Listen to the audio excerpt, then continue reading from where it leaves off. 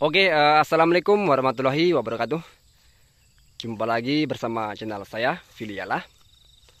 Dan di sini saya dapat pertanyaan ya, yang datangnya dari kolom komentar. Sebenarnya untuk pertanyaan seperti ini susah-susah gampang ya untuk saya jawab, tapi akan coba saya jawab seadanya saja.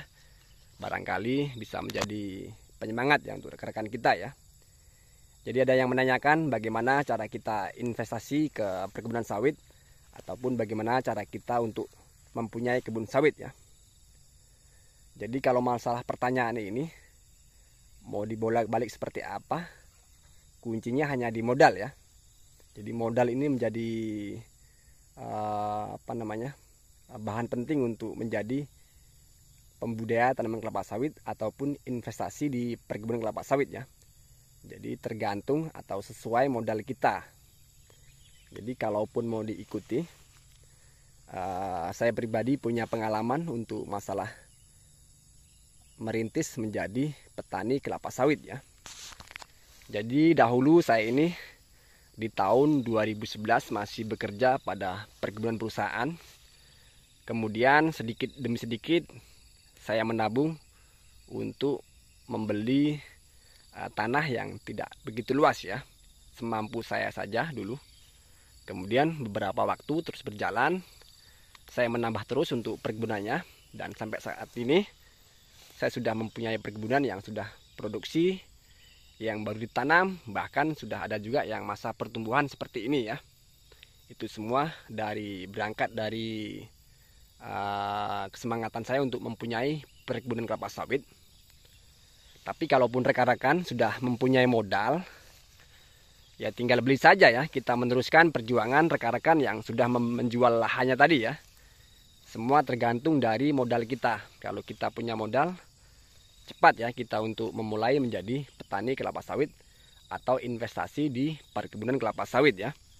Kalau susahnya ini yang punya niat untuk punya kebun sawit tapi belum mempunyai modal ya.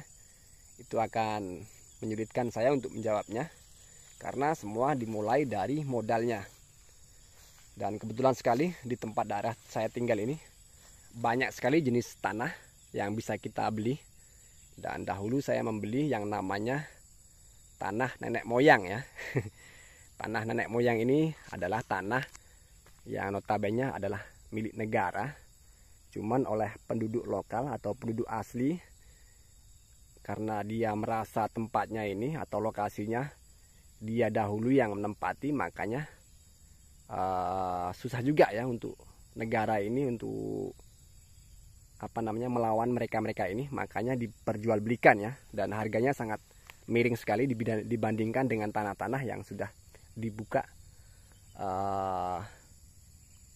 umumnya tanah kebanyakan ya. Jadi kalau tanah nenek moyang ini harganya tidak sampai 30 juta kita sudah mempunyai luas lahan 2 hektar ya. Dan di situ baru kita memulai untuk tanam sawit. Tapi modalnya juga lumayan karena kita masih butuh proses pembukaan lahan, kemudian penanamannya masih sangat repot sekali ya. Dan setelah itu baru kita mempunyai yang namanya perkebunan sawit atau investasi pada perkebunan kelapa sawit ya. Yang lebih enak itu kita kumpulkan modal yang cukup untuk membeli tanah yang sudah ada tanaman sawitnya ya. Dengan satu catatan, kita paham betul untuk surat menyuratnya aman, baru kita beli. Kemudian kita teruskan merawat perkebunannya ya, seperti itu.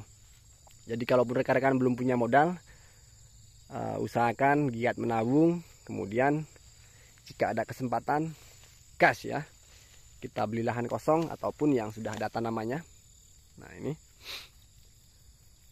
Jadi kalau saya dulu, setelah membeli tanah nenek moyang itu sudah ada hasil, kemudian saya investasikan lagi membeli perkebunan kelapa, perkebunan karet yang sudah usianya sudah tidak, produktivitasnya sudah tidak baik lagi ya, atau sudah tua. Di situ harga perkebunan karet sudah miring. Jadi per setengah hektarnya hanya 40 sampai 60 juta ya, tergantung dari lokasinya. Dan kemudian saya tumbang ganti dengan sawit ya. Seperti ini. seperti yang ada di perkebunan ini. Dahulunya adalah perkebunan karet, kemudian saya beli, saya ganti dengan sawit. Begitu juga dengan beberapa perkebunan saya yang lainnya. Jadi seperti itu. Jadi kalau yang lebih ringannya, lebih cepatnya itu, kita sudah ada modal, kita belikan kebun yang sudah jadi ya. Tinggal kita meneruskan. Itu yang lebih ringan dan cepat sekali. Nah, itu untuk rekan-rekan semua. Jadi dalam video ini saya tidak bisa sharing banyak-banyak, karena semua ini tergantung dari modal kita ya, untuk menjadi pelaku pembudidaya tanaman kelapa sawit. Kalau modal kita banyak, kita bisa membeli lahan yang cukup. Kalaupun modal kita tipis, kita merintis pelan-pelan. Yang penting giat menabung, yakin. Mudah-mudahan akan berhasil ya. Oke, mungkin tidak banyak yang bisa saya sampaikan video saya kali ini. Jika ada kurangnya dalam video saya ini, saya ucapkan mohon maaf sebanyak-banyaknya untuk rekan-rekan semua. Saya kalau masalah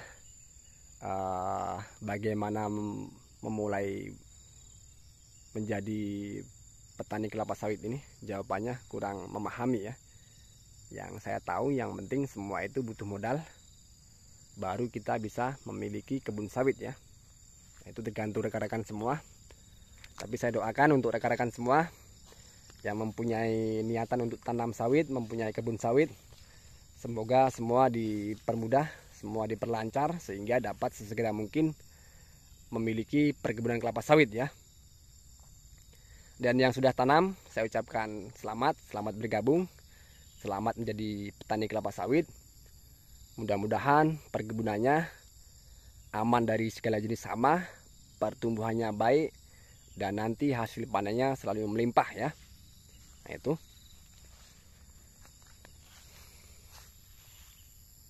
Jadi untuk menjadi petani kelapa sawit ini, yang diutamakan adalah modalnya. Baru kita tentukan di mana kita beli lahannya, dan harus lahan seperti apa kita bisa beli, ataukah lahan kosong ataupun lahan yang sudah ada tanaman kelapa sawitnya. Kita sesuaikan dengan budget kita ya. Kalau uangnya cukup untuk beli lahan yang sudah ada tanaman kelapa sawitnya, lebih baik ya, itu malah lebih baik. Jika memang uangnya belum cukup, kita beli tanahnya dulu juga tidak masalah. Lalu kita pikirkan untuk proses pembelian bibit kelapa sawitnya ya. Dan semua ada jalannya masing-masing. Tapi saya ucapkan mudah-mudahan semua dipermudah untuk rekan-rekan semua yang ingin menjadi petani kelapa sawit ya. Oke, saya tutup. Assalamualaikum warahmatullahi wabarakatuh.